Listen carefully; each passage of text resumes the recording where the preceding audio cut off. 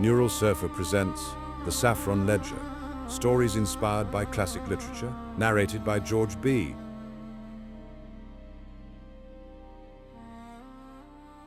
People think the Bosporus is a line, a border, a seam that keeps continents from bleeding into each other. They point at maps and say Europe here, Asia there, as if water obeys their tidy words. But the Bosporus has never been tidy. It is a throat that swallows and a tongue that tells, a two-layered current with two opinions at once. On the surface it runs south from the Black Sea to the Marmara. Under the skin it runs back north, stubborn as a secret returning. It has carried emperors and fishermen, smugglers and saints, ferries that smell of diesel and tea, and it has carried things no one admits to carrying, bags weighted with stones, pistols wrapped in oilcloth, wedding rings, files, bones. It remembers because it cannot do otherwise. The city piles itself on top of itself, Byzantine on Roman, on Ottoman, on Republic, on glass towers and angry graffiti, and the Bosporus keeps all the layers wet and moving. Some nights, if you stand by the rail at Eminonu and listen past the gulls, you can almost hear it, a low, patient voice saying, "I know. I saw. I still have it. I didn't go looking for the spice shop. I went looking for saffron. My mother had called that morning from Üsküdar." Her voice clipped in the way it got when she was trying not to ask for help. "Leyla," she said, "your aunt is coming for dinner. Don't forget the saffron. Real saffron, not that dyed rubbish. I want the rice to smell like your grandmother's." Grandmother had been gone for 10 years, but her taste still commanded the kitchen like an old portrait. "I'm working," I said automatically, because I always said that when my mother called, even when I wasn't. "It's just saffron," she replied. "You can buy it near the bazaar. You like walking in the old city when you're sad." I almost told her I wasn't sad. I almost told her I was fine. But the truth was that my apartment in Cihangir had become too quiet since the divorce papers, and the library job at Süleymaniye had become too temporary since the last budget cut, and my life felt like a book with missing pages. So I said, "All right," and I took the tram down to Beyazit, and I let the old stones and the crowds push against my loneliness until it had somewhere to go. The Grand Bazaar is not a single place, but a weather system. It has its own humidity, its own electricity, its own murmuring wind of bargaining voices. You enter through an arch and you are swallowed by vaulted ceilings and hanging lamps and corridors that curve the way memory curves. Near Nuru Osmaniye Gate, where the street narrows and the shop signs start to overlap like subtitles, the spice shops spill color. Pyramids of sumac and pulbiber, jars of dried rose petals, strings of peppers, tea tins painted with tulips. Saffron sits in the center like a small royalty, tiny crimson threads in glass vials, guarded by men who smile as if the threads are jokes only the rich understand. I stopped at the first saffron display and asked the price. The shopkeeper named a number that made me laugh once, sharp. "That's for a wedding," I said. He grinned. "Then buy for a divorce," he replied, and I blinked, startled into laughter I hadn't expected. "You look like someone who needs flavor," he added, and handed me a jar to smell. Saffron should smell like honey and hay and something ancient. This jar smelled like nothing. I handed it back. "Not here," I said. He shrugged, unoffended. "Try Bahar and Ogul," he suggested. "Behind the locksmiths. They have real saffron." He said it casually, but his eyes flicked away as he said it, as if the name was a door he didn't want to open too wide. Behind the locksmiths meant down a side corridor where the bazaar's brightness dimmed. The shops changed from tourist trinkets to practical trades. Keys, hinges, brass fittings, men bent over tiny mechanisms. The air smelled less like sugar and more like metal and old oil. And then Bahar and Ogul appeared in a narrow storefront with sacks of spices stacked like sandbags, the doorway half blocked by a wooden barrel of cloves. A handwritten sign in the window promised saffron Iran, though the best saffron in Turkey is often smuggled in and relabeled like a lie everyone agrees to. The shop itself was warm and thick with scent, clove sharp in the back of my throat. Behind the counter stood a young man in a black t-shirt, his hair cut short, his eyebrows expressive. He looked up from his phone. "Bayurun, abla," he said. "Go ahead, big sister. In Istanbul, you can become someone's sister in one syllable." "Saffron," I said. "Real." He straightened, suddenly attentive. For Pilav? He asked. For memory, I almost said, but instead I nodded. How much? He named a number, still expensive but not insulting. He reached for a small tin on a high shelf, and as he did, a bell somewhere below us jingled softly, as if a door had opened under the floor. My gaze dropped to the back of the shop. There was a curtain there, heavy, patterned, not quite matching the spices and tins. It looked like something chosen to hide an uglier truth. You have a basement, I said, more statement than question. The young man froze for a fraction of a second. Then he smiled too widely. Storage, he said. Old building. Everything has a basement. He handed me the tin. The saffron inside was dark and fragrant. I opened it and inhaled, and for a moment I was 9 years old in my grandmother's kitchen, watching her pinch threads into hot water until it bloomed gold. The smell made my chest ache. I'll take it, I said. The young man nodded, but his eyes flicked again toward the curtain, wary. Anything else, Abla? He asked. No, I said, and then, because curiosity is not polite, but it is persistent, I added, Who owns this place? Bahar and Ogul? His smile tightened. My uncle, he said. Rauf Bey, but he's not upstairs much. Where is he? I asked. He hesitated. Downstairs, he said finally, and the word came out like a confession. Before I could ask more, the bell under the floor jingled again, 3 quick notes. The young man's face changed, the way a face changes when it hears a name in a crowd. He straightened. Someone's coming, he muttered. Just wait. A man emerged from behind the patterned curtain, and the temperature in the room seemed to drop. He was in his late 60s, maybe older, with white hair combed carefully back, a neatly trimmed moustache, and a cardigan that looked too formal for a spice shop. He carried a tray with 2 small tulip-shaped tea glasses, steam curling up like question marks. His eyes landed on me and narrowed, assessing. Kerem, he said to the young man, so that was his name. Don't stare. The spices will escape. Kerem rolled his eyes. Uncle, he said, and then quieter. A customer. Rauf Bey set the tray on the counter with delicate precision. He looked at the tin of saffron in my hand. Good, he said, approving. That one doesn't lie. His Turkish was careful, old-fashioned, as if he'd learned it from books before he learned it from people. I smiled politely. My mother will be pleased, I said. Mothers, he replied, and his voice softened just slightly. They keep accounts better than judges. He looked at my face again, his gaze lingering on my hands as if searching for ink stains I didn't have. You're not here only for saffron, he said. It wasn't a question. I'm here because my mother called, I said, trying for humor. Rauf Bey's mouth twitched. That's what you tell yourself, he said. Then, before I could respond, the bell jingled again, this time longer, more insistent. Rauf Bey's posture tightened, and Kerem's smile vanished. The shop door opened, and a man stepped in wearing a tourist's costume too perfectly. Linen shirt, light jacket, camera strap around his neck. He looked like a brochure, but his eyes did not. His eyes flicked over the spices, the counter, the curtain, measuring distances. He smiled at Kerem as if asking for directions, then turned to Rauf Bey with a familiarity that did not belong in a shop full of strangers. Merhaba, he said in Turkish with a slight foreign accent. American, maybe, or German. I'm looking for a book. Kerem blinked. We sell spices, he said too quickly. The tourist's smile widened. I know, he said, but I was told there's another shop. Rauf Bey's gaze sharpened. Who told you? He asked, and the room's clove scent suddenly felt like smoke. The tourist adjusted his camera strap as if it were a nervous habit.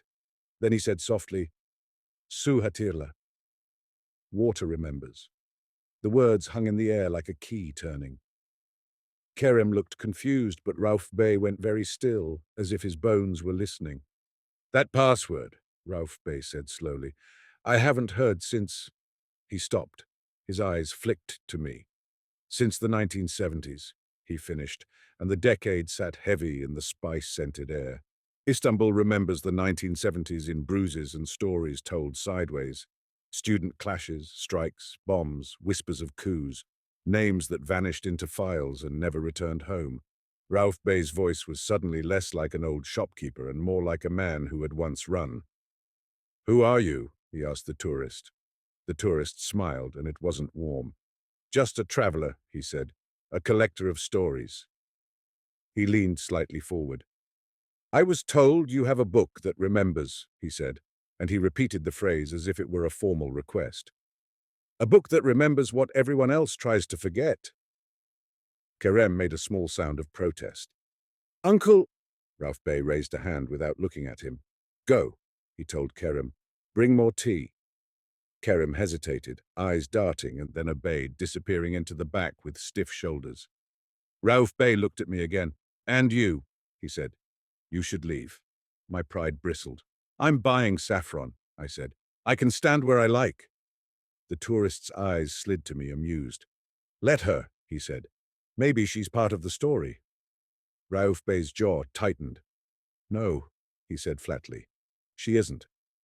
Then, softer to me, "Leyla Hanim," he said, and my stomach dropped because I hadn't told him my name. "Please," he added, "it's safer." "How do you know my name?" I demanded, and the tourist's gaze sharpened with interest. Rauf Bey sighed as if tired of explaining the obvious. "You work at Suleymaniye," he said. "You catalogue court registers. You complain about acid paper. Your mother's name is Emine." He paused. "And you walk like you grew up near water." My throat went dry. "You've been watching me," I said. "Not watching," he replied. "Noticing." He turned his attention back to the tourist as if I were a dangerous distraction. "You shouldn't use old passwords," he told him. "They attract old problems." The tourist shrugged lightly. "Old problems are why I'm here." Rauf Bey's eyes narrowed. "What do you want?" The tourist's smile thinned. "The Saffron Ledger," he said in English, as if the title belonged to a different legal system. Then in Turkish, "Safran Defteri." Rauf Bey's face went pale under the shop's warm light. Kerem returned with tea, his eyes wide, sensing something but not understanding. Rauf Bey took one glass and offered the other to the tourist with a hand that did not tremble, an achievement that looked like practice. "We don't sell ledgers," Rauf Bey said. "We sell spices. Maybe the locksmiths can help you." The tourist took the tea and didn't drink. "I'm not here to buy," he said softly. "I'm here to return something." Rauf Bey's gaze flicked again to me, then back to him. "Return what?" The tourist reached into his jacket pocket and pulled out a small object, a brass token worn smooth, stamped with an old Tugra-like emblem.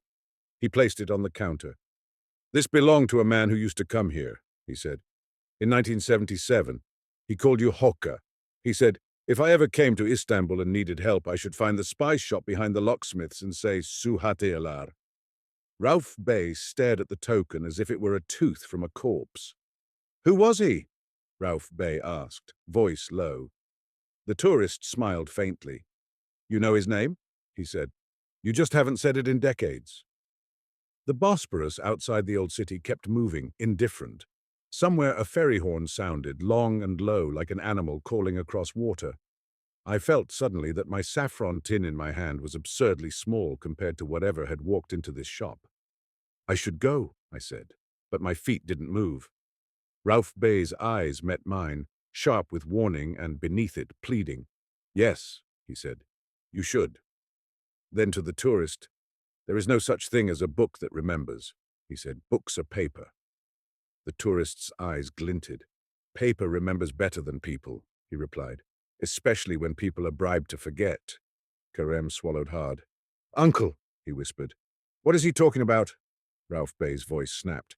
"Go upstairs," he told Kerem. "Count cloves if you want something to do." Kerem hesitated, then left, his face pale. The tourist watched him go, then leaned closer. "I'm not your enemy," he said softly to Rauf Bey, "but I will become your problem if you don't cooperate." Rauf Bey's nostrils flared. "Threats," he said bitter. "So you're not a tourist after all." The tourist lifted his hands slightly, palms out. "I'm a messenger," he said, "like your friend was." Rauf Bey's face tightened at the word friend. "Where did you get that token?" he asked. The tourist's smile faded. "From a woman in Kadikoy," he said. She sold it to me for enough money to fix her roof. She said her husband drowned in 1980, but she never found a body and she was tired of waiting. He watched Ralph Bey carefully. She said you might have answers. Ralph Bey's eyes closed briefly as if in pain. When he opened them, his gaze hardened. I don't have answers, he said. I have shelves. The tourist set the tea down untouched. I'll be back tonight, he said. Moonrise, he added, and glanced up as if he could see through the bazaar's roof to the sky. Then he looked at me again, a slow smile returning. Nice to meet you, Leyla Hanim, he said, and I hated how easily my name sat in his mouth. He turned and left, the doorbell jingling as if it had never learned fear. Silence filled the shop, thick as ground clove. Ralph Bey stood very still, staring at the token. Who was he? I asked quietly. Ralph Bey didn't look at me.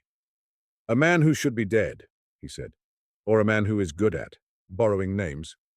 He picked up the brass token and turned it in his fingers.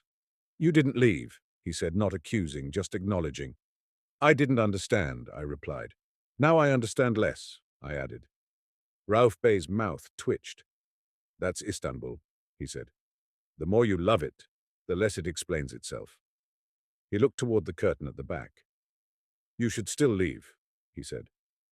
And yet, I said, surprising myself, you called me by name. Ralph Bey's gaze finally met mine.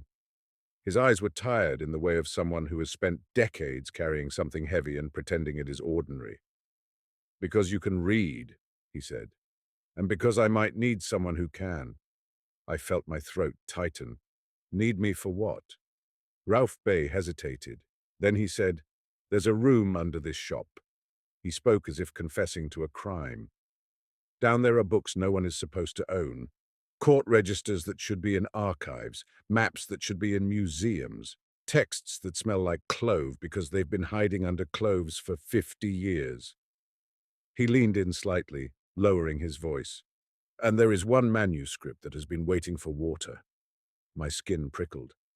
The SAFFRON LEDGER, I whispered. Ralph Bey flinched at the title as if it were an insult. Don't call it that, he said sharply. Names make things easier to steal. He exhaled slowly. If you go home, he said, today will remain a strange moment in a spice shop.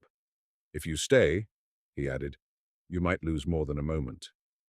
You think I'm safe if I go home? I asked, and my own bitterness surprised me. My life is already a pile of missing pages. Ralph Bey studied my face as if deciding whether I was stubborn or brave. All right, he said finally. Then listen carefully. He stepped closer, and his voice dropped to a thread. Tonight, he said, do not come here. Do not be seen near here. If I call, you answer. If I don't call, he paused, swallowing. If I don't call, you come tomorrow morning at dawn. You ask Kerem for cumin. He'll know. Why? I demanded. Because a man asked for a book that remembers, he said, and his eyes flicked toward the street where the tourist had vanished. And because when people ask for remembering, it usually means someone has been trying very hard to keep something forgotten. He reached into his cardigan pocket and pulled out a small key, tarnished, tied to a thin strip of saffron-colored cloth. He pressed it into my palm. The metal was warm from his body heat. If I disappear, he said, and the word made my stomach clench. You take this key. You go downstairs. You don't touch anything except the manuscript wrapped in oilcloth. You bring it to water. To water, I echoed. Where? Ralph Bey's gaze slid sideways, as if the answer was obvious and terrifying. The Bosporus, he said. It knows what to do with secrets. I almost laughed, but the sound stuck in my throat. You want me to throw it in? I asked. Maybe, he said, and his eyes held something like despair. Or maybe you want to read it first, he added, and his voice softened. Either way, he said, the choice will be yours. That's the cruelest part. I closed my fingers around the key. The saffron cloth brushed my skin like a warning. Who are you really? I asked him. Ralph Bey's smile was faint and bitter. I used to be someone who believed in courts, he said. Then I learned courts can be used like knives. He glanced toward the ceiling, toward the bazaar, toward the whole city pressing down. Now I sell spices, he said. and the lie in his voice was so old it had become a habit. I left Bahar and Oghul with Saffron and a key and a feeling like the city had shifted 1 inch under my feet. Outside, the bazaar's noise rushed back in, bargaining voices and laughter, tourists taking photos of lamps they would never clean. I walked toward Beyazıt Square, but my thoughts kept sliding north like the Bosporus surface current, toward water, toward the phrase, Su hatırlar. Water remembers. By the time I reached the tram, the afternoon light had already begun to thin, and the first call to prayer rose from a nearby mosque, the sound climbing over rooftops as if searching for someone. On the tram ride back across the Golden Horn and up toward Kabatas, I watched the city pass. Domes and satellite dishes, laundry on balconies, seagulls perched like impatient judges. I should have gone straight to Üsküdar with Saffron for pilaf. Instead, I got off at Karaköy and walked down to the water. The Bosporus there is not the dramatic postcard view with palaces and suspension bridges. It is working water, ferries docking, fishermen with cheap rods, tea vendors pushing carts. I stood at the rail and watched the current pull south, carrying foam and a cigarette butt and something darker I couldn't name.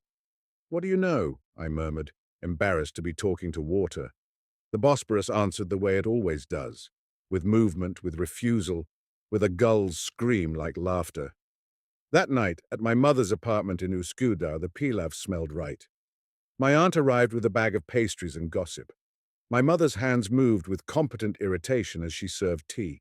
I smiled at the right moments. I chewed. I nodded. But the key in my pocket felt like a second heartbeat. After dinner, as my aunt complained about ferry delays and my mother scolded her for buying cheap olives, I stepped onto the balcony for air. Across the Bosporus, the European shore glittered with lights, and the dark water between us looked like an animal's back. I remembered my father's hands, always smelling of fish, always rough, and how he used to say, "If you want to hide something, give it to water, it will keep it moving so no one can hold it still." He drowned when I was 16, or at least that's what the report said. No body. Just a cap found near Sarayburnu. My mother had never spoken about it like a mystery, only like a punishment. I had learned to accept missing as a kind of normal. Around midnight, my phone buzzed. Unknown number. I hesitated, then answered. "Leyla Hanim," a voice said, low and urgent. "Rauf Bey." "Yes," I whispered, moving farther from the balcony door so my mother wouldn't hear. "Listen," he said. "He came back." My skin went cold. "The tourist?" "Not alone," Rauf Bey said. "There are men with him. They're upstairs pretending to buy cumin." He swallowed. I could hear breath and the faint sound of clinking glass. "They know you were here," he said. "How?" I hissed. "Because they know everything that can be bought," Rauf Bey replied, and his voice was bitter. "Kerem is scared," he added. "And he paused. "I'm not as fast as I used to be." "What do you want me to do?" I asked, and I hated how quickly my voice went to obedience. "Nothing," he said, and then softer. "Something." He exhaled. "If I don't call again in an hour," he said, "you come at dawn like I told you. Cumin." "Rauf Bey," I began. "And Leyla?" he said, and my chest tightened at the way he said my name, like it mattered. "Don't be brave for nothing," he said. "Be brave only if it buys you time." Then the line went dead. I stood on the balcony, staring at the dark water until my eyes burned. The Bosporus moved, patient. It had seen men disappear from shorelines before. Dawn came thin and grey, the kind of dawn that makes Istanbul look tired rather than romantic. I told my mother I had an early meeting at the library. She frowned, but didn't argue. My mother's love often disguised itself as resignation. I took the ferry from Üsküdar to Eminönü. The ferry smelled of diesel and sesame, and commuters sat hunched over phones, their faces lit blue. The Bosporus beneath us churned, indifferent. I watched the wake spread behind the boat like a white scar. When we docked, the city's noise rushed in. I walked toward the Grand Bazaar, my steps too fast, my stomach tight. The bazaar gates were just opening. Shopkeepers rolled up shutters, shook out rugs, swept yesterday's dust. I found the alley behind the locksmiths and the spice shop's familiar sacks of cloves. Bahar and Oghul's shutters were halfway down. Kerem sat on a stool outside, a cigarette trembling between his fingers. His face looked younger in the dawn light, stripped of yesterday's bravado. When he saw me, relief and fear fought across his expression. "Habla," he whispered, standing quickly. "I came for cumin," I said, and the code phrase felt absurd in my mouth. Kerem's eyes flicked left and right. He jerked his chin toward the door. "Inside," he muttered. "Quick." The shop smelled wrong, too clean, as if something had been wiped. The counter was bare except for a tea stain and the faint outline where the brass token had sat. The patterned curtain in back hung slightly askew, as if someone had pushed through it in a hurry. Kerem's hands shook as he pulled the shutters down fully behind me, plunging the shop into dimness. "Where is he?" I asked, voice low. Kerem swallowed hard. "Gone," he said. "They took him." "Who?" I demanded. "The tourist." Kerem's laugh was brittle. "Tourist?" he spat. "He's not a tourist. He speaks Turkish like he was born in Kadıköy and learned English from films." He rubbed his face with one hand. "3 men," he said. "They came last night, polite, smiling. They drank tea like they owned the cups. Then one of them showed a badge, some kind of official thing, maybe police, maybe something else." Uncle argued. Kerem's throat bobbed.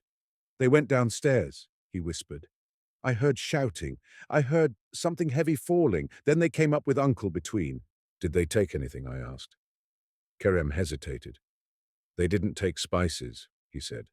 "They didn't touch the money." His gaze flicked toward the back.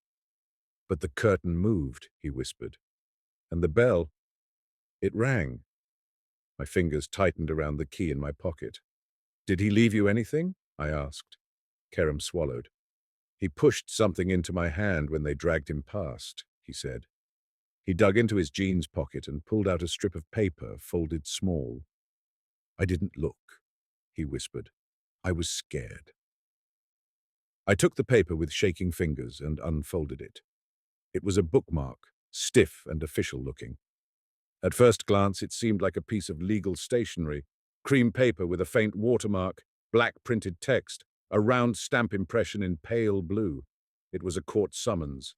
My stomach dropped. "Istanbul, Agir Ceza Mahkemesi," I read aloud softly. "Istanbul Heavy Penal Court." There was a case number, a hearing date, a list of names, and at the top in bold it said, "Tebligat, notification." I scanned for the date. The date was 3 days from now, and yet the document bore an issuance stamp dated tomorrow. Tomorrow. A summons that hadn't been issued yet, for a hearing already scheduled. My skin prickled as if the paper itself were alive. Kerem watched my face. "What is it?" he whispered. "A warning," I said, and my voice sounded far away. I looked for names. Rauf Bey's name wasn't there. Mine was. "Leyla Kaya," it said, spelled correctly, my full name printed as if the court had known me longer than I'd known myself. Under it, Tannic, witness. "This is impossible," I whispered. "Courts don't work like this," Kerem said, and his voice held desperate hope that bureaucracy could still protect him because it was too slow to be magical. "No," I agreed, swallowing hard. "They don't." The paper smelled faintly of clove, and under that, something metallic like old ink. "The basement," I said, and I didn't need to explain. Kerem's eyes widened. "No," he whispered. "Habla, no. Don't go down. That's where they—" "He gave me a key," I said, already moving toward the curtain. Kerem grabbed my wrist. "If you go down," he hissed, "they'll come back. They'll take you too." I looked at him, and for a moment I saw not a young man but a child holding a warning he didn't understand. "They already wrote my name on a court summons," I said softly.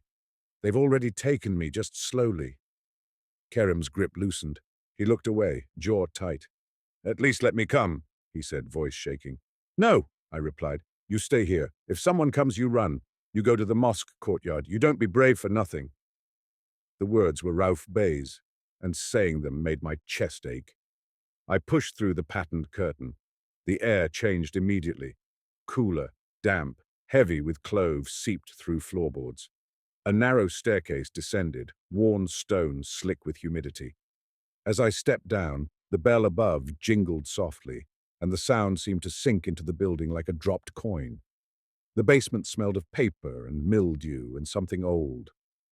Rauf Bey had called it a room under the shop. It was more like a forgotten archive. Shelves lined the walls, sagging under the weight of volumes bound in cracked leather.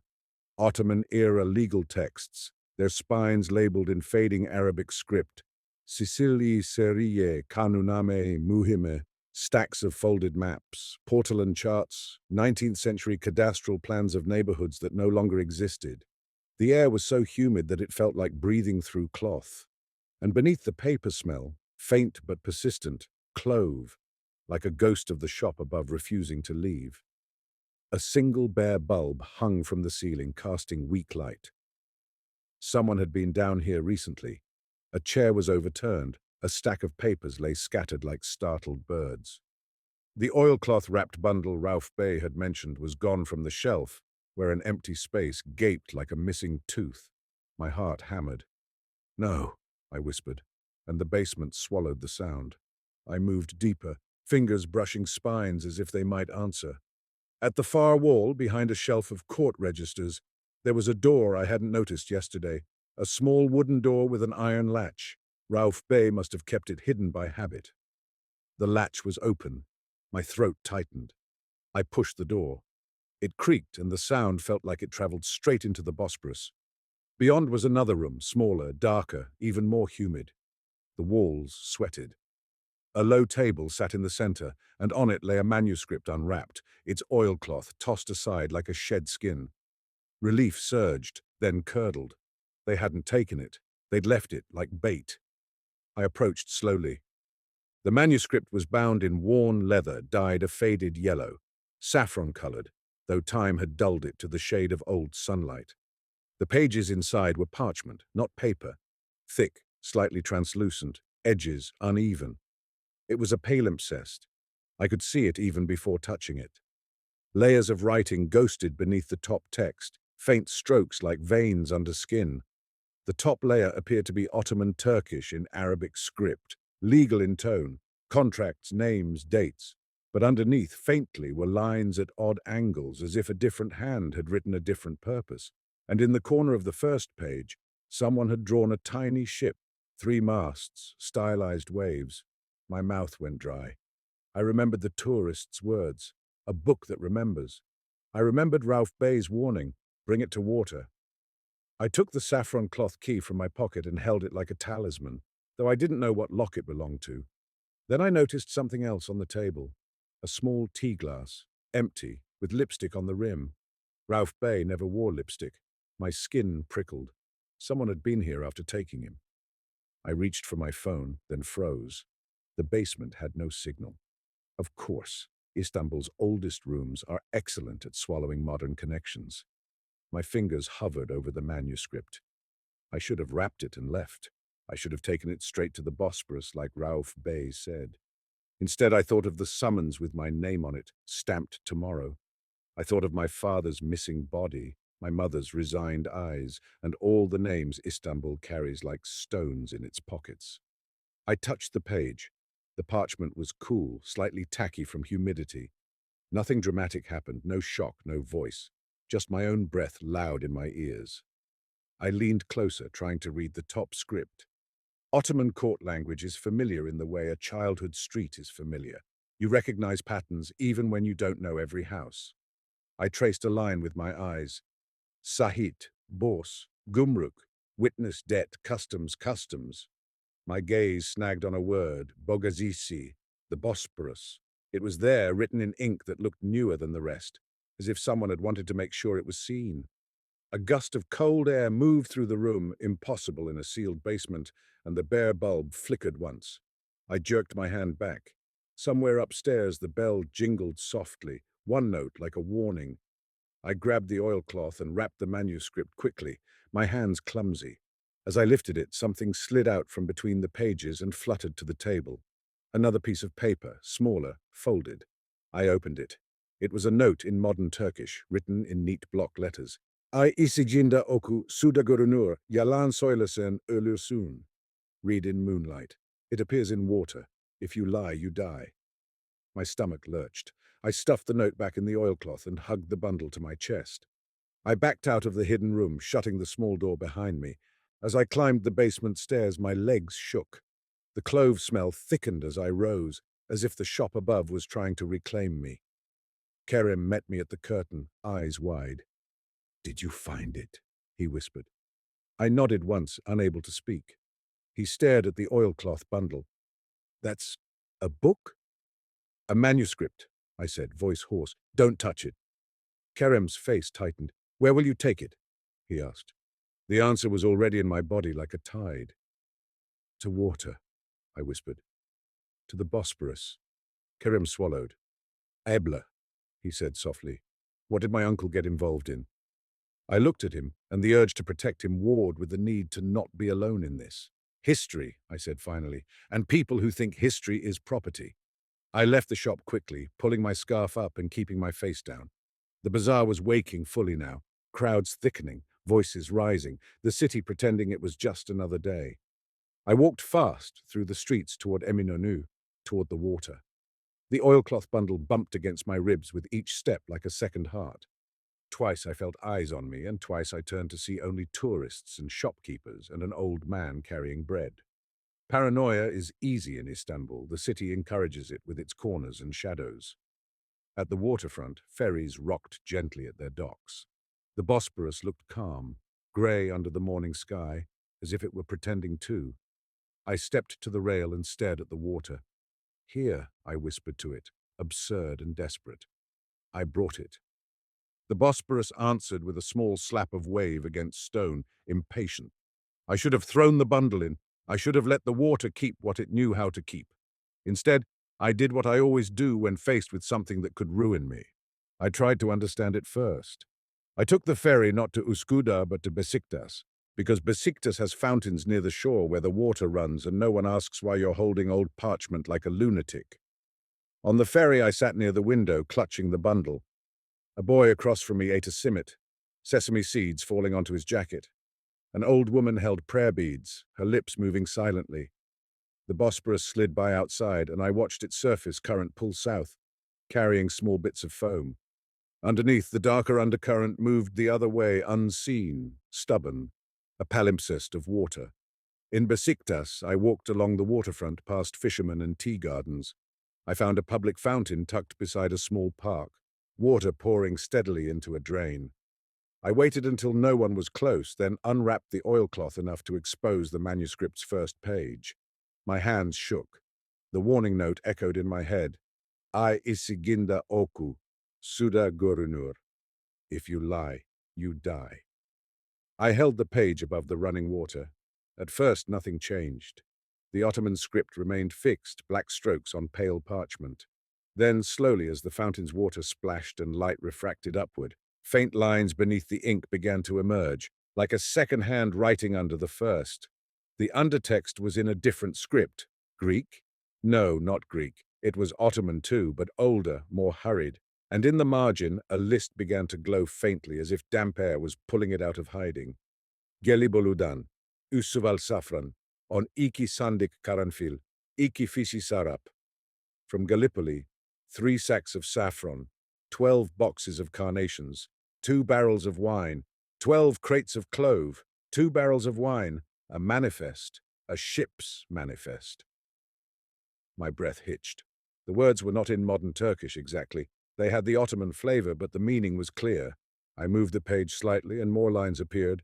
Names, ports, dates, Rumeli Hisari, Anadolu Hisari, Sirkeci. The Bosporus written again and again like a refrain. The manuscript was a ledger of ships passing the strait, cargo recorded for customs, perhaps for smuggling too. And yet, beneath the cargo lists there were marks. Small symbols next to certain names, dots and slashes that looked like a code. My heart hammered. I flipped to the next page, careful. The undertext appeared again, over water, clearer now, as if the manuscript liked the sound. Ship after ship, year after year, the Bosporus swallowing and spitting out commerce. Then, abruptly on the third page, a line appeared that did not belong to any Ottoman manifest. It was in modern Turkish, in Latin letters, as if someone had scratched it into the parchment with a different time's desperation. Ben onu öldürdüm. I killed him. I froze. the page trembling above the running water. The sentence sharpened as water ran, as if the fountain were feeding it. Beneath it, another line emerged. Bogas bilior. The Bosporus knows. My mouth went dry. I lowered the page, and the modern letters faded, retreating as if embarrassed. I lifted it again, and the confession returned, stubborn. Who? I whispered. But the manuscript did not answer with a name. Not yet. Footsteps approached behind me. I snapped the oilcloth closed and turned. A man stood a few meters away, pretending to look at his phone. His jacket was too heavy for the weather. He glanced up, eyes meeting mine for a fraction of a second, then looked away. My skin went cold. I walked quickly away from the fountain, merging into the crowd by the tea gardens. The man followed at a distance, casual. I didn't run. Running makes you visible. I moved like a local, not a prey animal. I headed toward the Besiktas pier and slipped into a group of students boarding a ferry. As the gate clicked, I looked back. The man had stopped at the edge of the crowd, his eyes fixed on me across bodies. He lifted his phone as if to take a photo, then lowered it, smiling faintly. He knew I'd seen him. The ferry pulled away. The Bosporus opened beneath us again, wide and grey, and I felt suddenly that the water wasn't just scenery. It was an accomplice. It had carried me out of reach, or it had carried me deeper in. I went to my friend Asli because some problems require a second pair of hands and a third cup of tea. Asli worked as a conservator at a private restoration studio in Beyoğlu near Galata. Her studio smelled like wheat paste and paper dust, a comforting scent if you love old things. When I arrived, she was bent over a map under a lamp, her hair tied up messily, glasses sliding down her nose. She looked up and smiled, then saw my face and frowned. "Leyla," she said, "you look like you saw a ghost." "Maybe I found one," I replied, and my voice shook. I set the oilcloth bundle on her work table as if placing a bomb. Asli's eyes widened. "Tell me you didn't steal something from an archive," she said immediately, half joking, half serious. "Not an archive," I said.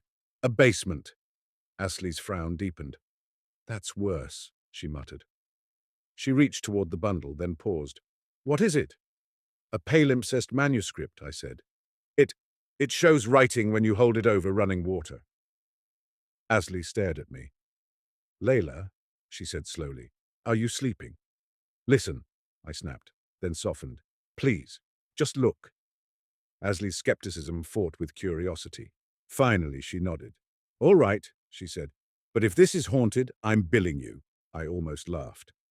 We unwrapped the oilcloth together. Under the studio's lamp, the manuscript looked inert, its top layer of Ottoman script clear but ordinary. Asli leaned close, humming softly, the way she did when concentrating.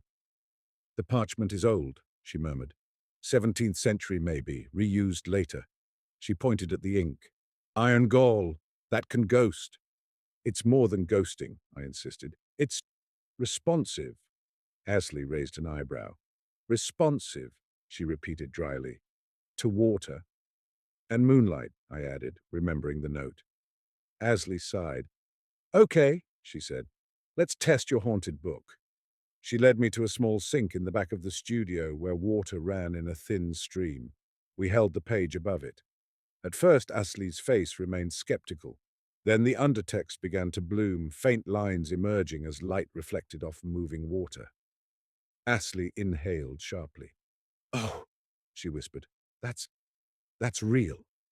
Relief and terror surged in me. "I told you," I said, voice too sharp. Asli didn't answer. She leaned closer, eyes scanning the emerging lines. "This is a shipping ledger," she murmured. "Customs or—" She stopped when the modern confession line appeared, faint but legible. "Ben onu öldürdüm," she read aloud softly, and her voice went tight. "Leyla," she said, looking at me, "this is not a normal manuscript." "I know," I whispered. Asli swallowed. "Who wrote that?" she asked. "I don't know," I said, "but someone is following me." Asli's eyes widened. "Why didn't you go to the police?" she asked reflexively, the way people ask when they still believe in clean systems.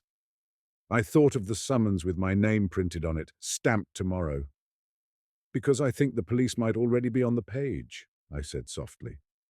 Asley stared at me, then nodded slowly, understanding blooming like ink. Okay, she said, voice steadier now. Then we need to copy it. Copy? I echoed. Photograph, she said. Scan, something. If this thing disappears, and it will, at least the information won't. My stomach tightened. It's not readable unless we give it water, Asley said, already moving with purpose. Fine, we'll give it water. She pulled out a camera rig, adjusted lights, set up a shallow tray under the page so water could run and reflect upward. She worked like someone calming herself through procedure. Tell me what happened, she said as she worked, and I told her about Rauf Bey, the tourist, the password, the disappearance. Asley's jaw tightened at the mention of the 1970s. My father was a student then, she murmured. He still goes quiet when the news shows old footage. She glanced at me. Rauf Bey, she said. Do you trust him? He's gone, I replied, and my throat tightened. And he gave me a key and told me the Bosporus knows what to do with secrets. Asley let out a breath that sounded like disbelief and fear. Everyone in this city thinks the water is a person, she muttered, maybe because people disappoint. We worked for hours, photographing pages over moving water, capturing the undertext as it bloomed. The ship manifests were detailed. Ports, cargo, names of captains, notes about inspections. Some entries referenced the Ottoman customs station at Rumeli Hisari, where ships were once checked before passing. Others referenced Sakici, Galata, Uskudar. The Bosporus threaded through it all like a spine. And then, scattered among the manifests like thorns, the modern lines appeared more frequently. Short sentences in Latin letters, sometimes in modern Turkish, sometimes in coded shorthand. Boğaz biliyor, beni affetme, don't forgive me. Onu köprüye götürdük. We took him to the bridge. Which bridge? Istanbul has too many. Then, near the middle of the manuscript, one page revealed something longer and my skin went cold as I read. 1977, 1st of May after. Taksim den Kastik. Adini söylemedi. Onu boğaza verdik. 1977. After May 1st. We ran from Taksim. He didn't say his name. We gave him to the Bosporus. The words sat on the parchment like fresh blood. May 1st, 1977, Taksim Square, the Labor Day rally that ended in gunfire and panic, dozens dead, chaos still argued about in documentaries and kitchens. I had studied it in school like history. Here it was in a confession, intimate and cold. We gave him to the Bosporus, Asley whispered. That means they threw him in, I said, voice hollow. The Bosporus outside the studio window, visible between buildings as a strip of grey, kept moving. It had carried that body away and kept its mouth shut. Or had it? Look, Asley said suddenly, pointing. On the same page, beneath the confession, a list appeared. Names, but not Ottoman names. Modern. Some were crossed out with an angry line. And at the bottom, one name written with careful precision. Rauf Özdemir. Rauf Bey. My stomach clenched. He wrote it, I whispered. Asley shook her head slowly. Not necessarily, she said. He could be listed as a witness, or a target. She swallowed. Or a survivor. The studio phone rang, startling us both. Asley froze, then answered cautiously. Allo? A pause. Her face tightened. Yes, she said. No, she's not. She stopped, eyes flicking to me. Who is this? She demanded. Another pause. Her voice went cold.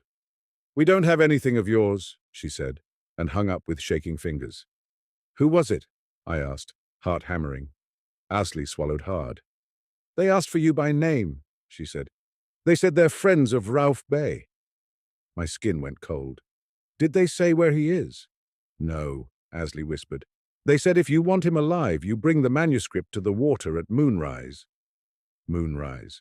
The tourist had said that. The Bosporus's surface current pulled south. Underneath, the undercurrent pulled north. Two instructions at once. They want me to meet them at the Bosporus, I said, voice tight. Asley's jaw clenched. They want you somewhere they can throw you in, she said bluntly. Her bluntness steadied me in a sick way. And the summons, I murmured, thinking of the bookmark with tomorrow's stamp. They already decided I'll be in court. Asley stared. What summons? I pulled the bookmark from my bag and handed it to her. She read it, her face draining of color. This isn't… How did you… It was in my hand before it existed, I said, and my voice shook. Ashley looked up, eyes wide. Leyla, she whispered, what if this manuscript doesn't just remember the past? The idea slid into me like cold water. What if it remembers what's coming? Ashley continued, voice trembling. What if someone is using it to write the future? I stared at the palimpsest, its layers of ink like layers of current. The Bosporus knows. The Bosporus carries tomorrow too, in the form of tides and schedules and inevitability. We need another person, I said, and the words came out like a decision. Someone who understands courts, Ashley said immediately. And someone who isn't afraid to get dirty, I added. Ashley's gaze sharpened. I know a commissar, she said reluctantly. Commissar Daria Sahin. She owes me. I fixed her grandmother's marriage certificate after it got soaked in a flood. She paused. She's not naive, Ashley added, but she's still police. Do you trust her? I asked. Ashley hesitated, then said, I trust her to hate being manipulated. That would have to be enough. We met Commissar Daria at a tea house in Karakoy, where the tables were sticky and the tea was strong. Daria arrived in plain clothes, jeans, and a dark coat, her hair pulled back tight. She looked like someone who had learned to move through male rooms without apologizing. Her eyes flicked from Ashley to me, assessing. This better be worth dragging me off paperwork, she said without greeting. Ashley raised her hands. It's worth it, she said. We have a missing man, I began, but Daria cut me off. Everyone is missing, she said. Give me a name. Rauf Özdemir, I said. Daria's expression shifted. Recognition, irritation. Spice shop near the bazaar, she murmured. Bahar and Ogul. She looked at me sharply. How do you know him? I bought saffron, I said, and Daria's mouth twitched with a humorless smile. And found a palimpsest that confesses to murder when held over running water, I added. Daria stared at me for a long beat, then looked at Ashley as if expecting her to laugh. Ashley didn't. Daria exhaled through her nose. I hate this city, she said softly. No, you don't, Ashley replied. You just hate what it hides. Daria's gaze returned to me. Show me, she said. We couldn't show her in the tea house. We took her to Ashley's studio. Daria stood over the manuscript like a person staring at a crime scene. When the undertext appeared over the running water, her face went still, the way it does when a mind shifts from skepticism to strategy. When the modern Turkish confession line appeared, Ben onu öldürdüm, Daria's jaw tightened. This is evidence, she said quietly. If it's authentic, Ashley snorted. It's written into parchment, she said. Authentic enough to make someone kidnap an old man. Daria flipped through the photographed images on Ashley's camera screen, eyes narrowing as. She read the longer confession about 1977. Taksim, she murmured. May Day, she swallowed. My father was there, she said softly, surprising herself. He never talks about it. She looked up at me. They want you to meet them at moonrise, she asked. I nodded. And you got a summons from the future, she added, and her tone made it sound like she was forcing herself to say insane words because she'd seen too much to be easily shocked. I handed her the bookmark summons. Daria read it carefully, eyes scanning the case number, the stamp. This stamp, she murmured, is from Saglayan, Istanbul's courthouse complex. But the date, she looked up, eyes sharp. This hasn't been filed yet, she said. This case number doesn't exist in the system. Not yet, I whispered. Daria's gaze hardened. Someone is telling you you'll be in court, she said. They're telling you the machine will come for you. She exhaled slowly. And they're using paperwork as a threat, she added, voice bitter. Classic. She looked at the manuscript again. What else does it say? She asked. Names, I said. Ship manifests, code. And Rauf's name appears, Ashley added. Daria's eyes flicked to me. Why you? She asked bluntly. Why did Rauf pick you to carry this? The question hit me like an accusation. I swallowed. Because I can read Ottoman court registers, I said. Because I grew up by water, I added, hearing Rauf Bey's words in my head.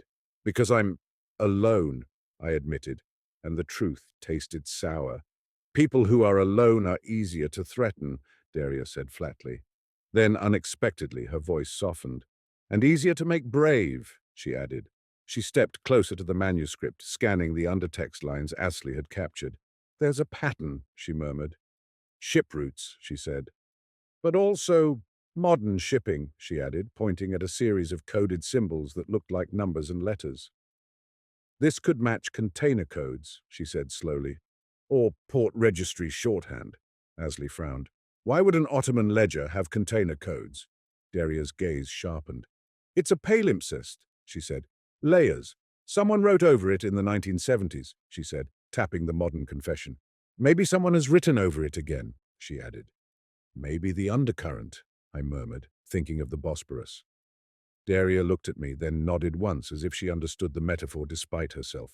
Whoever wants this manuscript, she said, wants the information in it. Smuggling routes, names, confessions.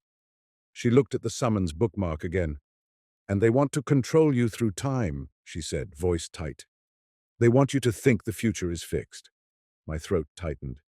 Is it? I asked quietly. Daria's eyes held mine. Not if you're breathing, she said. But survival comes first, she added. Dead witnesses don't testify. Astley crossed her arms. So what do we do? Daria thought for a moment, then said, We don't go alone. She looked at me. You'll go to the meeting, she said. My stomach dropped. No, yes, she said firmly, but not the way they expect. She glanced at the manuscript. And we need to know what it's pointing to, she added. This ledger isn't just confessing, it's directing. To the Bosporus, I said softly. Daria's mouth tightened. Everything here directs to the Bosporus, she said. The city is shaped around it like a hand around a throat. She looked at the ship manifest entries again, eyes narrowing. These ports, she murmured. Galibalu, Rumeli Hisari, Sirkeci. She tapped a line. Here, she said. This is interesting. She pointed at an undertext note that had emerged over water. I isiginda, kiz kulesi nebakan yerde. In moonlight, at the place that faces the Maiden's Tower. Kiz Kulesi, Maiden's Tower, sits on a small islet off Üsküdar, a lighthouse and legend marker. They want you at Üsküdar, I whispered. On the Asian side? Astley said, and her voice shook. That's your home. Daria nodded. And it's crowded, she said. Good for them to blend, good for us to hide. She looked at me. You can go there without looking suspicious, she added. You can pretend it's just another evening by the water. My stomach tightened. And if they have Rauf? I asked. Daria's eyes hardened. If they have him, she said, they'll use him as leverage. They'll show him. They'll make you choose. She glanced at the manuscript. Which brings us to this, she said. Truth versus survival. Her gaze sharpened. You need to decide now, she told me. If they demand the manuscript in exchange for his life, what do you do? The question hit me like a slap. I opened my mouth, then closed it. The Bosporus outside had carried my father away. I had lived with a missing body because survival demanded it. Could I trade truth for one life? Could I trade one life for truth? Astley touched my arm gently. Leyla, she whispered, don't answer with your guilt. Answer with what you can live with. Daria watched me, waiting. I swallowed hard. I don't know, I admitted. Daria nodded once. Honest, she said. We'll plan for both, she added. We'll copy everything, she said, nodding toward Astley's camera files. We'll hide copies in more than one place. We'll make sure that even if you hand over the manuscript, the truth isn't lost, she continued. Then she looked at the manuscript with a kind of wary respect. And if this thing really does remember, she said, maybe it also punishes. Night fell with Istanbul's usual indecision, clouds rolling in, then thinning, city lights turning the sky orange. By moonrise, the moon was a pale coin behind haze, enough light to silver the water, but not enough to comfort. Daria had us meet near Salakak, the shoreline promenade in Üsküdar that offers one of the most famous views, Maiden's Tower floating like a fairy tale, the European shore rising behind it with the silhouette of Topkapi and Hagia Sophia's domes. On normal nights, couples sit on the seawall eating roasted chestnuts. Tourists take photos. Fishermen cast lines. Tonight, the air felt sharper, the Bosporus's breath colder. "Remember," Daria murmured to me as we walked, "you're just a woman out for a walk. You're not a courier. You're not a hero." She had placed a small earpiece in my ear, connected to her phone. Ashley stayed farther back, near a tea cart, pretending to scroll on her phone while scanning faces. Daria herself blended into the crowd, close enough to intervene, far enough to not be obvious. I carried the manuscript in a plain tote bag. The oilcloth inside felt heavier than parchment. The Bosporus lapped at the shore, dark and restless. Across the water, ferries cut paths of light. A container ship moved slowly north, huge and silent, like a thought too large to ignore. "The Bosporus knows," I whispered under my breath, and the phrase tasted like both comfort and threat. Near a bench facing Maiden's Tower, a figure stood in a light jacket, hands in pockets. The tourist. He looked less like a brochure now and more like a man who had worn that costume for work. His eyes locked onto mine immediately. He smiled and stepped forward.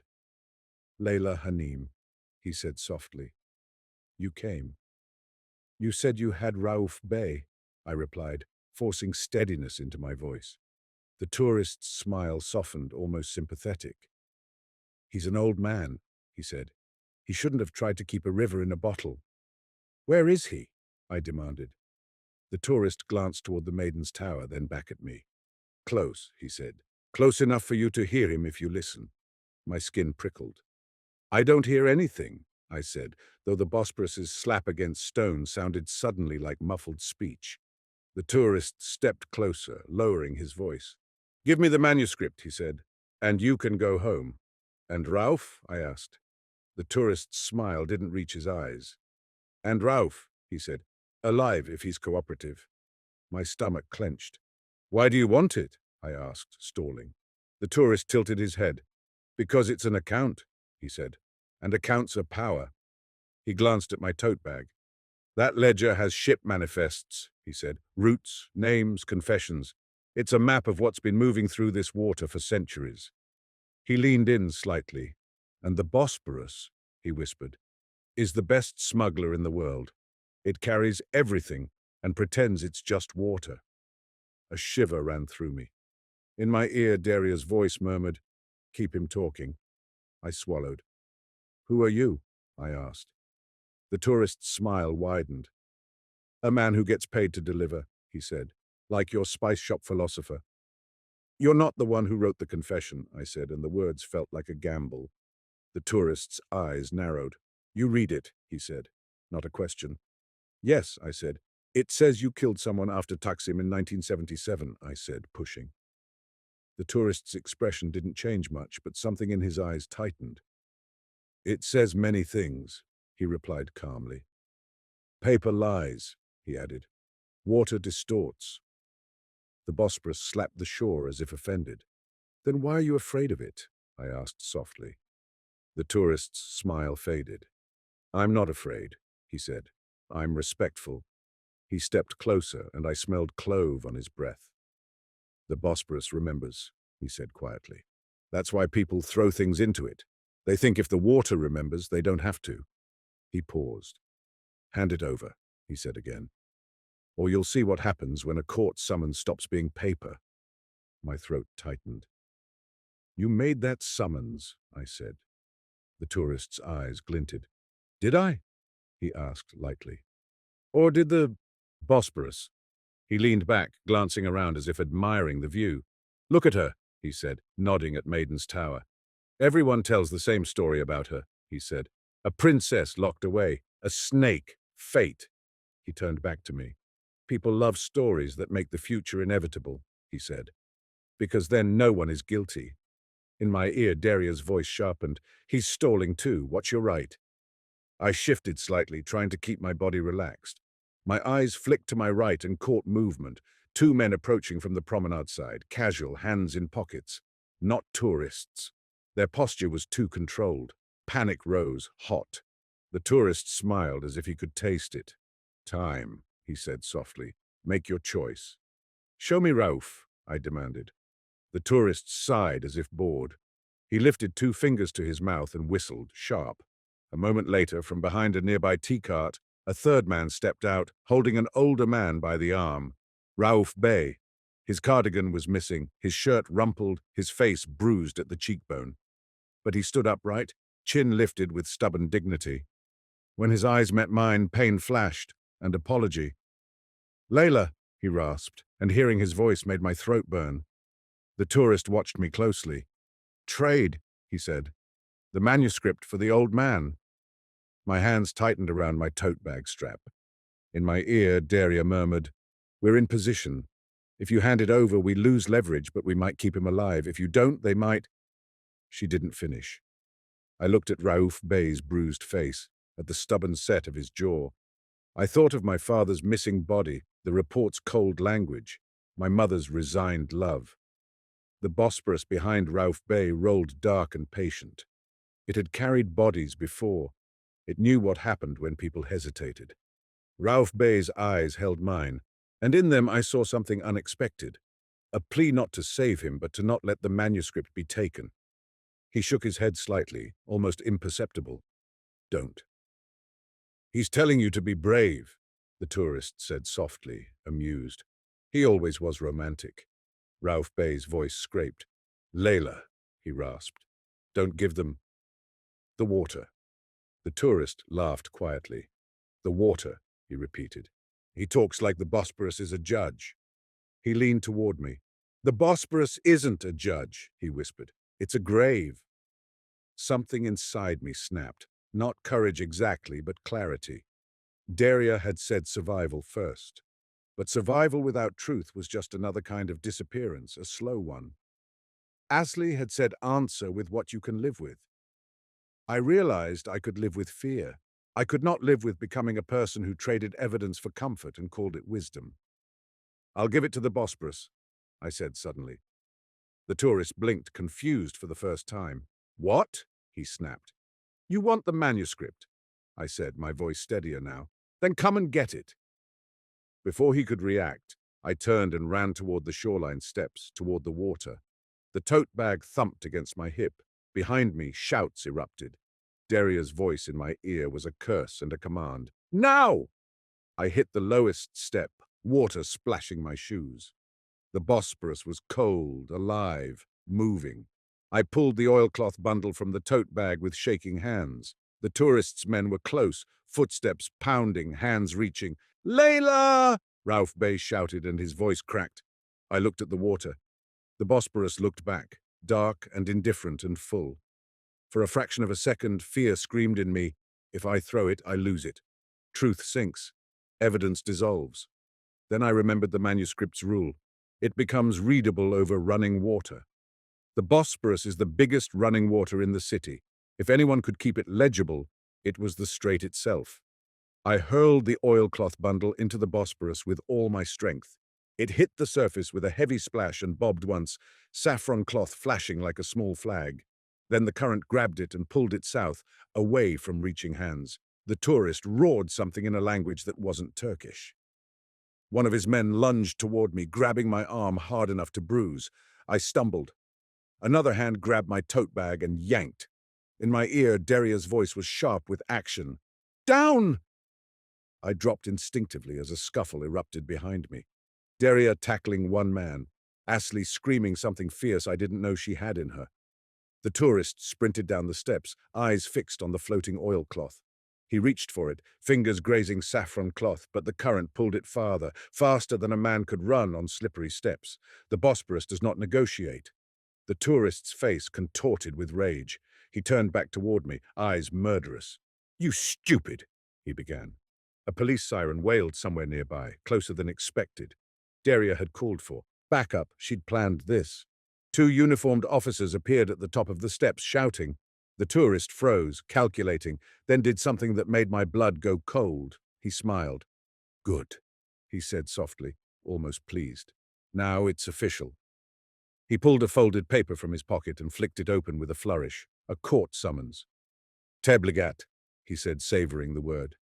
"Leyla Kaya," he read aloud, loud enough for the officers to hear. "Tanik!" Witness. "You're coming with us!" one officer shouted, misunderstanding everything with bureaucratic confidence. Daria sprang up, flashing her badge. "Kommissar Sahin!" she barked. "These men are suspects in a kidnapping." The officer hesitated, confused. The tourist's smile widened. "Commissar," he said smoothly, "you're late." He nodded toward the Bosporus, where the oilcloth bundle floated farther away, already becoming a small, dark shape among waves. "The evidence is gone," he said, "and the court summons is real enough to ruin her." My stomach dropped. "It wasn't filed," I whispered. "It is now," he said, and his eyes gleamed. "That's the thing about paperwork," he murmured. "It becomes true when the stamp hits." The Bosporus rolled behind him, carrying the manuscript away with quiet insistence. A seagull screamed overhead like laughter. The officers grabbed my arms. "Wait!" Daria barked, shoving between them. "She's under my protection," she snapped. "She's a witness in my investigation." The uniformed officer frowned. "Commissar," he said cautiously, "this summons—" He held up the paper the tourist had presented. Daria snatched it and scanned it, her face tightening. The stamp date. Tomorrow, the issue time. A time that hadn't happened yet. And yet the officers treated it like scripture because it was printed in the right font. Daria's jaw clenched. "This is forged," she said. The tourist laughed softly. "Is it?" he asked. "Check the system," he suggested. "It's in there now." Daria's eyes flashed with fury. She looked at me, and in her gaze I saw the truth. The machine had shifted. The manuscript had been thrown to water, but the summons, the threat, had surfaced into reality. The Bosporus had carried the ledger away, but the city's undercurrent had returned a different consequence. "Leyla," Daria said quickly, low, "listen to me. You're going to say nothing. You're going to let me speak. Do you understand?" My mouth went dry. I nodded once. Rauf Bey stood on the promenade, held by one of the tourists' men who now pretended to be uninvolved. His bruised face was lifted toward the water, eyes tracking the floating oilcloth until it vanished into darkness. When his gaze met mine again, there was grief and something like relief. The Bosporus had taken the manuscript. It had kept it moving. It could not be held still in someone's hands. But now the price was mine. They took me to a station in Üsküdar where the fluorescent lights buzzed and the air smelled of old coffee. Daria argued in a corner with a superior on the phone, her voice sharp, controlled. Asli sat beside me on a bench, her eyes red, her hands trembling as if still feeling the shove and pull. "I'm sorry," she whispered. "I thought—" "Don't," I said, my voice hollow. "It was always going to cost," I added, and the words tasted like Rauf Bey's fatalism. A young officer approached with paperwork. "Leyla Kaya," he said, as if reading my name anchored me to the room. "You are to appear—" He stopped when Daria snapped. "Not without my lawyer present." The officer blinked, startled, and retreated. Hours passed in bureaucratic slow motion. No one hit me, no one threatened openly. The threat was in forms and signatures, and the quiet certainty that systems can grind you down without raising a voice. In the early hours of morning, Daria returned, her face tight with frustration. "They filed it," she said quietly. "The summons is real now." My stomach sank. "How?" I whispered. Daria's mouth twisted. "Because someone has influence," she said. "And because it's easier for the system to believe paper than a story about a manuscript that remembers." She exhaled. "Rauf Özdemir," she added, "is officially missing voluntarily." My throat tightened. "He was kidnapped," I said. Daria nodded. "I know," she said. "But the record doesn't." She looked at me, eyes hard. "This is where your choice matters," she said. "You threw the manuscript into the Bosporus. That was a choice." She leaned closer. "Now you decide if you're going to survive by staying quiet," she said, "or survive by making noise so loud they can't bury it." "Noise gets you killed," I whispered. Daria's gaze didn't soften. "So does silence," she said. Asli squeezed my hand. Her palm was sweaty, human. "We have the photos," she whispered. "We copied pages." Daria nodded. "That's our only leverage," she said. "If we release them," she added, "we make enemies. If we don't," she said, "they'll pick you off slowly." My mouth went dry. I thought of the manuscript bobbing on the Bosporus, saffron cloth flashing once before darkness swallowed it. The Bosporus knows. It keeps moving. It doesn't freeze. Maybe the only way to live was to move too. Release it, I said, and my voice surprised me with its steadiness. Release the confession, I said. Release the manifests, I added. Let the Bosporus have witnesses, I finished. Daria studied my face, then nodded once. Good, she said softly. Then we do it carefully, she added. We leak, we don't publish under your name, she said. We scatter it like bread for gulls, she murmured. They can't eat it all. They released the first images 2 days later through a journalist Daria trusted, a woman named Nihan who had been sued enough times to know where truth could hide. The images showed the Palimpsest's undertext, the confession lines in modern Turkish blooming over water. 1977. Taksim'den kastik, onu bogaza verdik. The story hit social media like a spark. People argued immediately, fake, real, art project, conspiracy, the usual.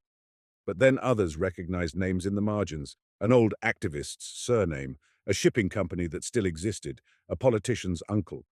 The Bosporus quietly kept carrying ferries and container ships and fishermen, pretending it had nothing to do with it.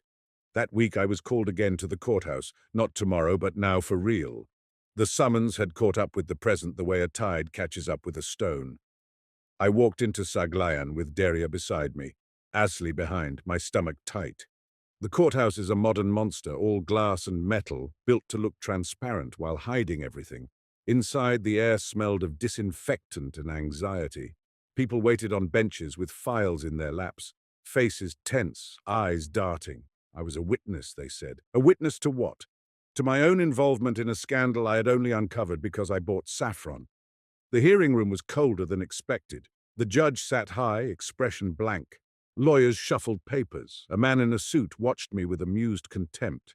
I recognized him from nowhere and everywhere. One of the men from the promenade, cleaned up, now pretending to be respectable. The tourist was not there. Messengers rarely attend trials. Leyla Kaya, the judge said, voice flat. You are accused of... Daria stood. My client is not accused, she snapped. She is a witness in an ongoing kidnapping investigation. The judge's eyes flicked to Daria, irritated. Commissar Sahin, he said, this is not your court. Daria smiled tightly. No, she said, but it is my city. The judge frowned as if the phrase annoyed him. We will proceed, he said. Papers moved. Words fell like stones. Then suddenly a clerk entered hurriedly and whispered something to the judge. The judge's expression shifted. He cleared his throat. We have received new evidence, he said, reluctant. A body has been recovered from the Bosporus near Sarajevo. My chest went cold. My father's cap had been found near Sarajevo. The Bosporus circles back. The body has been identified, the judge continued, voice tight. Rauf Özdemir. A sound escaped my throat, half sob, half laugh, empty. Asli's hand gripped my shoulder. Daria's face went rigid with anger and grief. The judge avoided looking at me, as if my reaction was inconvenient. The cause of death is under investigation, he said too quickly. This hearing is adjourned. People stood, murmuring. The suited man who'd watched me smiled faintly, satisfied. A clerk handed Daria a paper with official stamps. Rauf's name was now in the system in the only way the system respects, as a dead man. Outside the courthouse, the air felt too bright. Daria walked beside me in silence. Asli cried quietly, wiping tears with the back of her hand like an angry child. I felt numb, hollow, as if someone had scraped me clean like parchment. He wanted you to throw it, Daria said finally, voice rough. He knew, she added. He knew he wouldn't survive. I swallowed, throat burning. Then why give me the choice? I whispered. Daria's gaze was hard and strangely gentle. Because choice is the only thing that separates a witness from a victim, she said. That night, I went to the Bosporus alone. I took the ferry from Eminönü to Üsküdar, standing on the deck, wind biting my face. The water churned beneath us, black and silver under city lights. I watched the wake spread behind the ferry and thought of Rauf Bey's bruised face, his stubborn eyes tracking the oilcloth bundle until it vanished. The Bosporus had taken the manuscript. It had taken Rauf too. It had given me a summons that became real. It had given me, finally, a body where my mother and I had lived with no body for years. The Bosporus does not choose kindness or cruelty. It chooses movement. At Salakak, I walked along the promenade to the place facing Maiden's Tower. The moon was brighter now, clearer in the cold sky. The Maiden's Tower glowed, ridiculous and beautiful. The water slapped the shore like impatient applause. I leaned on the rail and spoke quietly, because silence felt like complicity. "You know," I whispered to the Bosporus. "You saw 1977, I said. "You saw men run from Taksim and throw someone into you," I murmured. "You saw my father," I added, and my voice broke. "You saw Raouf." The Bosporus answered with a surge against the stones, cold spray touching my lips like a shush. I closed my eyes. In my mind I saw the manuscript floating, oilcloth dark, saffron cloth trailing like a tongue. I imagined it sinking eventually, resting somewhere in the undercurrent, ink sleeping until moonlight and water woke it again. Maybe a fisherman would pull it up years from now, curious. Maybe a child would find it tangled in seaweed and bring it home. The Bosporus is a library with no shelves. It keeps what it keeps and returns what it wants. My phone buzzed. A message from Daria. "We got a warrant. Shipping company records. The photos worked. They're scared." Another message from Asli. "Nihan published the second batch. People are sharing it. They can't erase it all." I stared at the screen until the letters blurred. Truth was moving now, like water, impossible to hold still. It might drown me. It might carry me. I thought of the tourist's words about inevitability and guilt. I thought of the court summons becoming real. I realized the manuscript hadn't forced a simple choice between truth and survival. It had forced a worse one. What kind of survival? The kind where you stay alive by shrinking into silence, or the kind where you stay alive by letting truth move through you like a current, even if it scrapes you raw. The Bosporus had two currents. You can float on the surface and pretend you're going the only way possible, or you can accept the undercurrent beneath you, the older movement, the secrets returning north. I took a breath of cold air and tasted salt and diesel and roasted chestnuts. "All right," I whispered to the water. "I'm listening." The Bosporus did not speak in words.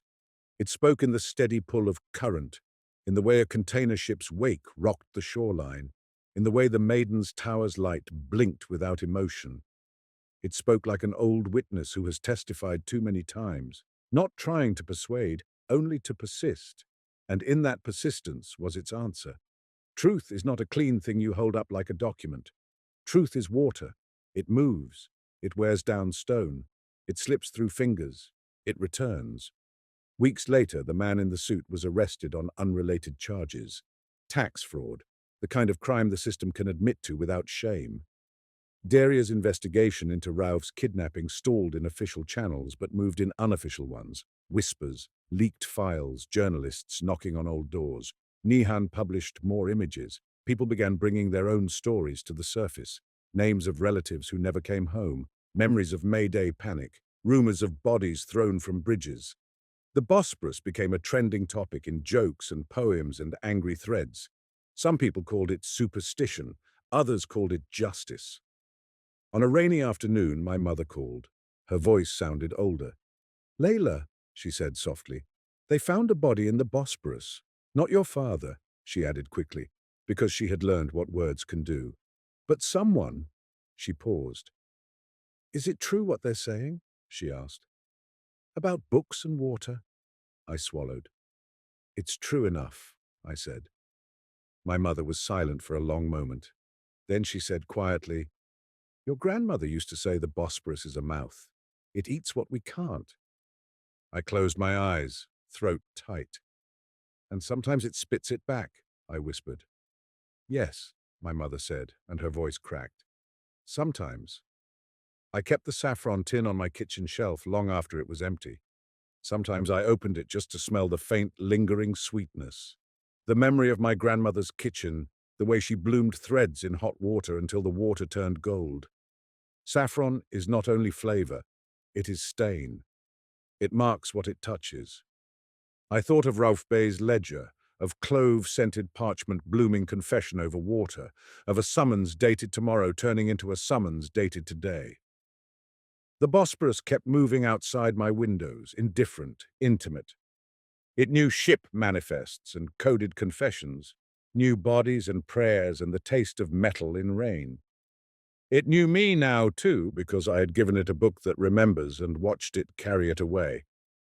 If you ask me what the Bosporus knows, I will tell you this. It knows that nothing disappears. Not really.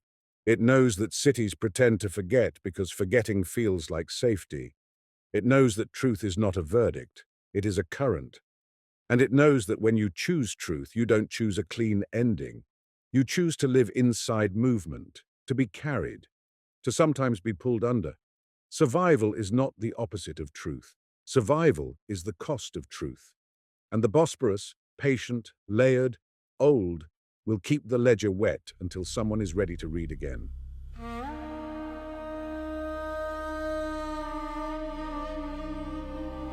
This has been a Neural Surfer presentation